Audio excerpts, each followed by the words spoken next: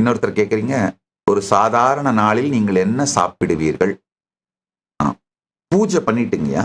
அந்த பூஜைக்கு வைக்கிற நைவேத்தியம், அந்த நைவேத்தியமே தான் அந்த பிரசாதமா பிறகு பூஜை முடிஞ்ச பிறகு அதையே தான் சாப்பிட்டுருவேன். யூஷுவலா ஏன்னா எனக்கு ரொம்ப பிடிக்கும். நைவேத்தியமா வைப்போம்.